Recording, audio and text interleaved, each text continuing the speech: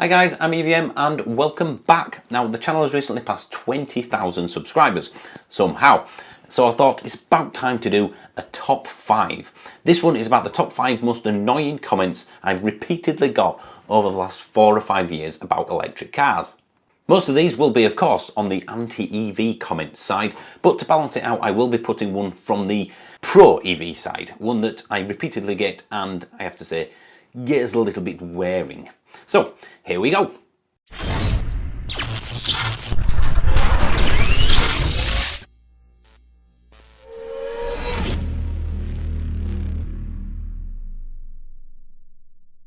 Right, let's begin with number 5. Buy a Tesla. Have you not bought a Tesla yet? It doesn't matter if they're really expensive, get one anyway. Have you not bought a Tesla? Buy a Tesla. Buy a Tesla. Have you bought the Tesla yet? Seriously, buy a Tesla. Now I would like to point out that this isn't a go at Tesla owners, although there are a fanatical side to them. It's basic maths. We couldn't afford it. Simple as that. There's no way around it. The UK price at the moment is, if you include a luxury car tax, nearly £40,000. That's pounds, not dollars, remember. I know how good the Model 3 is, or at least should be. I do still want one. Don't get me wrong, I am not bashing Tesla or Tesla owners, but repeatedly saying something that is impossible, get something you can't afford, it annoys people, doesn't it? Let's face it. And I'm not the only person. I know a few people on YouTube and Twitter who keep on saying, can people stop telling me to buy a Tesla? I would if I could afford to, but I can't. It's just life. Right, so I've done the balance bit now. I've done the pro-EV annoyance. Now let's stick with the next 4 anti-EV ones, because these are the real kind of tinfoil hat, angry people comments. Number 4, all EVs are coal-fired. Ah yes, anytime I do a video on any EV, if it's positive in any way, or if it shows that an EV is better than a petrol engine in just one tiny category, but then cue many, in every single video, comments from the same sort of people saying, well, it might be cheaper to run, but it's still coal-fired, isn't it? I mean, for one, I never mention ecology or where it comes from. Basically, you charge your EV at home, for example, and that comes from a coal power station, so therefore you're just displacing the emissions rather than lowering them. 2 things. First one, every peer-reviewed scientific review I can find, and I mean proper scientific stuff here now, not just an article in the Daily Mail or from the Koch brothers, every one of them basically says that, well, it says this: electric cars are cleaner even when powered purely by coal. Okay, this is a fact. This is backed up by evidence that even if you did purely charge your EV from a coal power station, it would still be cleaner over its lifetime than a petrol or diesel car, when you factor in all things, of course, which most people don't. This graph, for example, the purple bit on the left here shows the CO2 per kilometre of a diesel car. All the other ones are from an EV, but whether you charge them in different EU countries. So you can see Poland there, that's 25% less than the diesel car. But that's a very dirty grid. It's very coal and fossil fuel powered. Go all the way to Sweden, for example, that's 85% less because they've got a very clean grid. The cleaner the grid gets, the cleaner the car gets.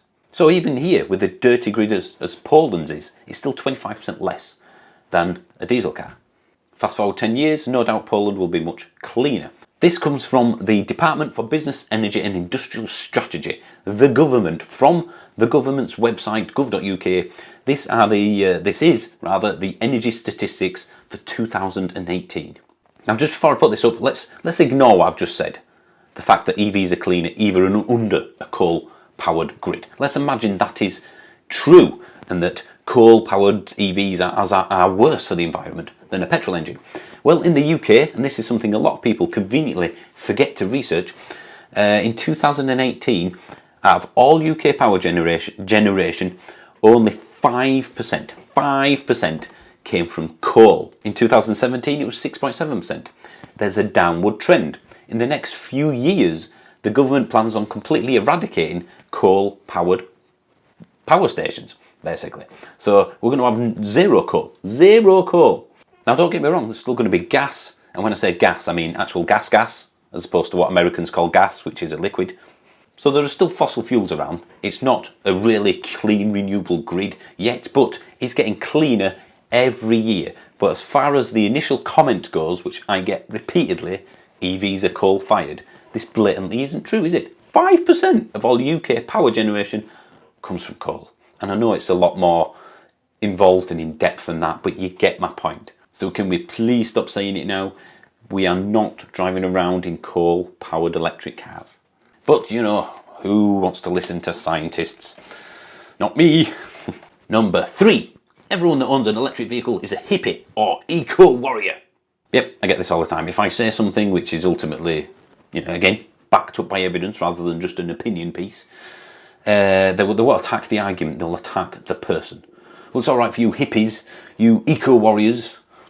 For some reason people associate an electric car with an eco-mentalist. Even though in the last 4 or 5 years, since the start of this YouTube channel, I have not once ever said buy an electric car because of environmental reasons. That is a rabbit hole I am never going to go down. I will mention the environment, as I have in this one, but I have never said buy an EV because it's better for you.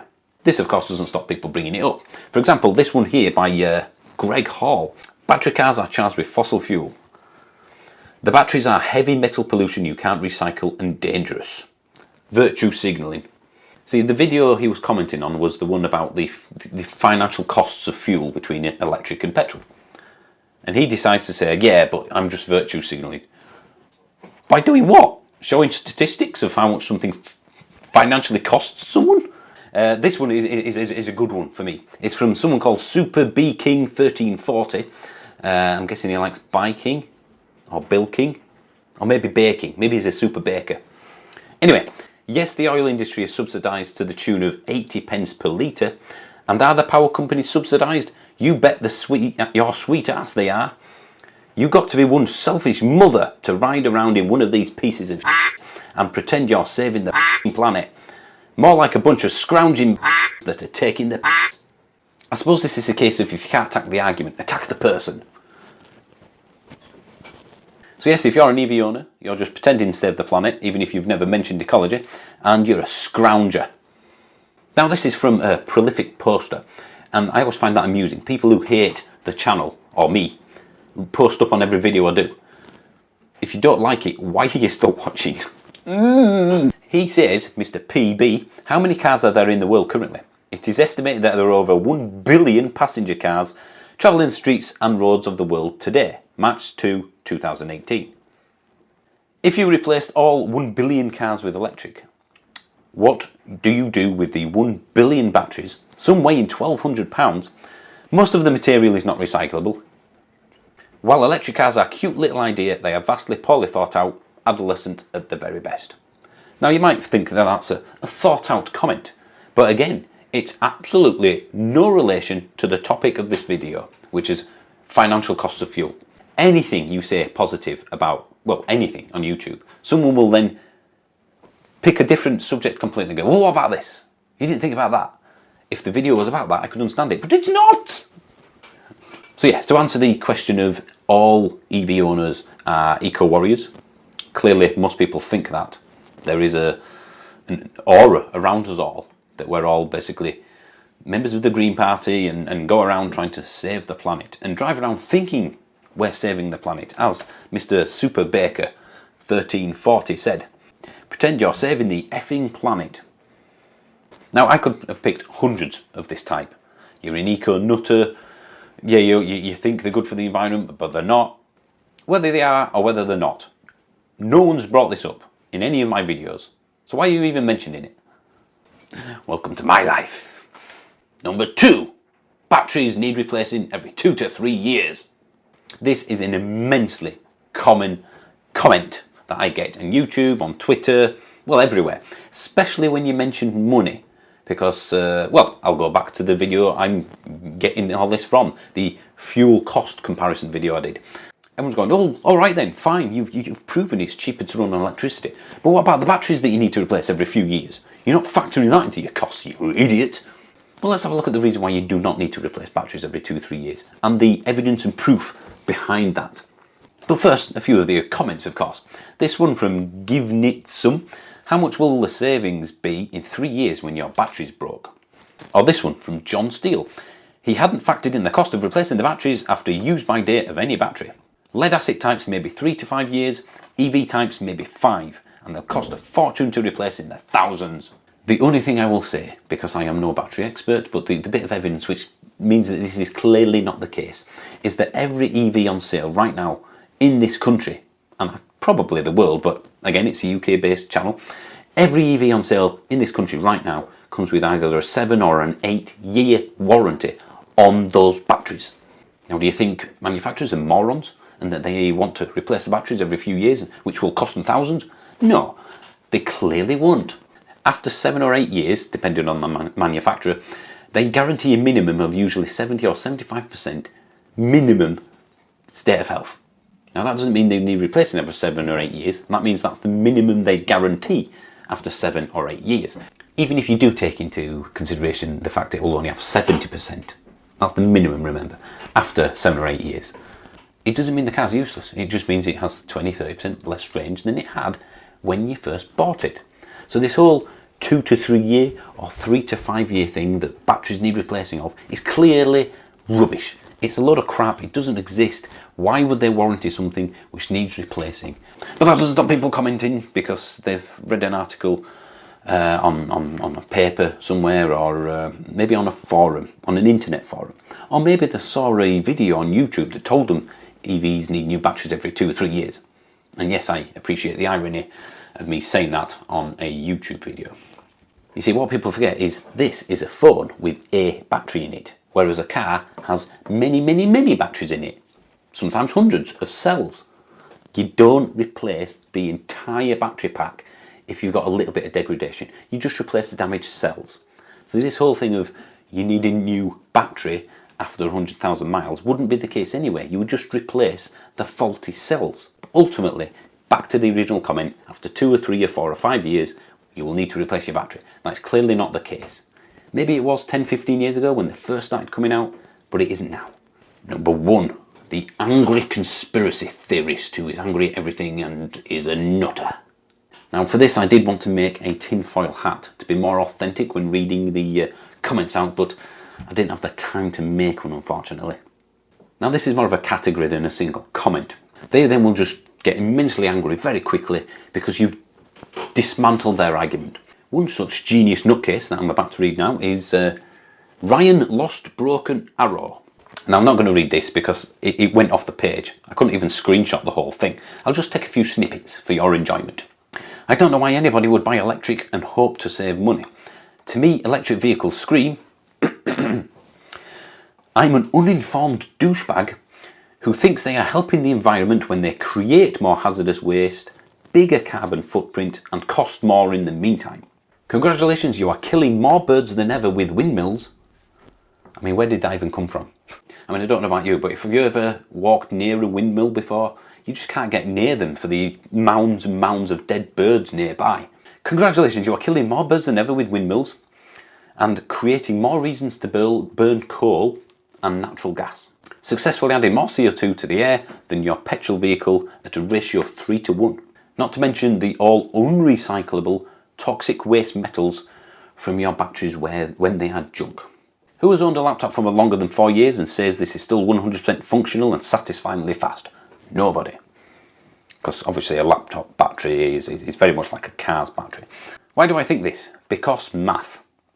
Comparable vehicles, electric vehicle batteries, $4,000 to $6,000 every 3 to 4 years. Unless you live in an environment that has warm and cold extremes, then $4,000 to $6,000 every 1.5 to 2 years. I mean, I've had my car for, well, 3.5 years now, which means, according to him, I'm due a new battery right now, even though, according to my last check, it's on about 94% health. I mean, it's so factually incorrect. I don't know where to start, so I'm not even going to bother. Why repeatedly post up on my EV channel? Go away!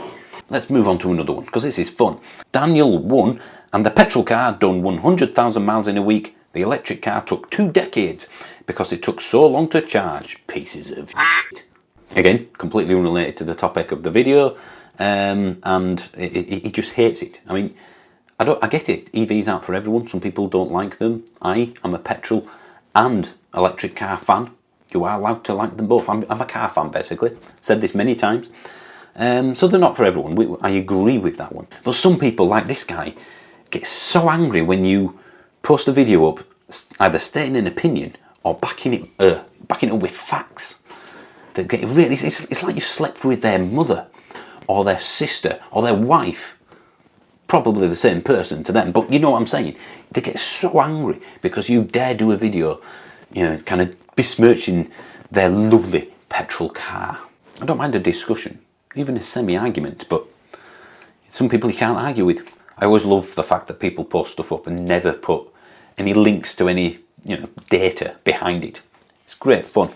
And that leads me to this next one, which is my favourite from that particular video. Even his name, Outlaw1. I've got the tinfoil hat on right now. Injectors that convert water into hydrogen on the spot have been made a long time ago. Laugh, smiley, laugh, smiley, laugh, smiley. All you would need is to put water in the tank, make it free travelling. But they will never let us have this as there's no money in it. The EV cars you have now are a joke really, compared to what has already been made and tested a long time ago. Look for the man in America that drove his water car across 52 states and was offered $1 million from an oil company to shut up about it. It's not a lot of money now, but it was back then. He is dead now because he would not shut up. I had to do that a few times because I couldn't keep a straight face. If you Google the guy he's on about, he doesn't actually exist or he did exist as a person.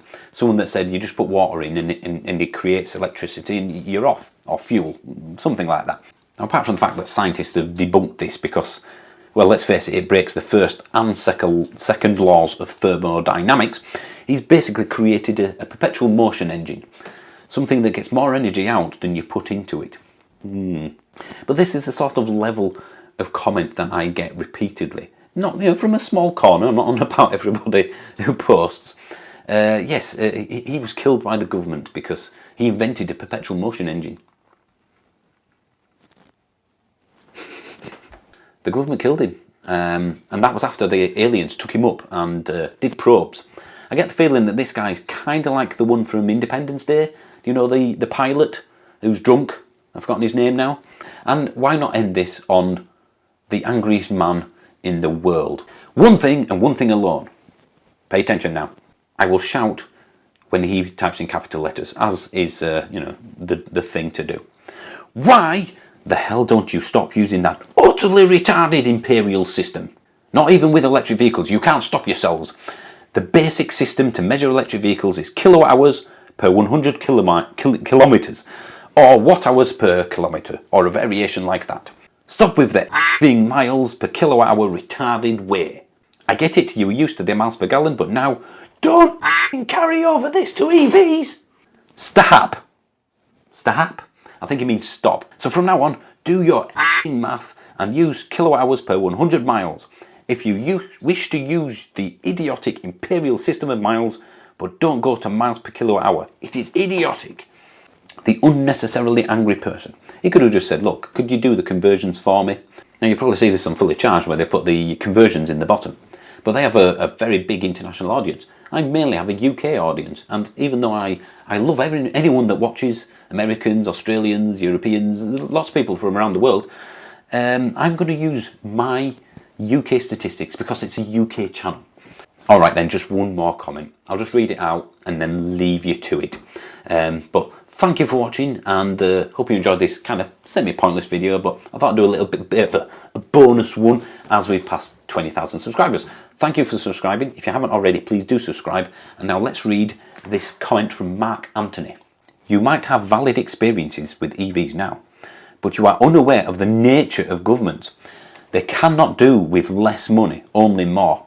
And you are totally unaware of the part that EVs are going to play in the implementation of the first global totalitarian police state being set up by the UN right now. In searching for a new enemy to unite us, we suggest that pollution, the threat of global warming, water shortages, famine, and the like would fit the bill. This is the admission that the climate crisis was a made-up fiction for a purely political purpose. You know what, I'm not going to carry on. All of the comments that I got, apart from maybe one, came from a single video. That's how often I get these things. Right, okay guys, again, this has just been a bit of fun, very quickly filmed video in the new studio. When I say studio, I've just rejigged my office. And like all good YouTubers, I have a shelf behind me now. Let me know what you think about that. Let me know what you think about this video, or not. If anybody is mentioned in the comments here, like Mr. PB or Mark Anthony here, say hello. I'm sure everyone would like to chime in on your discussions. As always, thank you for watching, guys. Thank you for subscribing if you have. If you haven't, please do. And I'll see you later.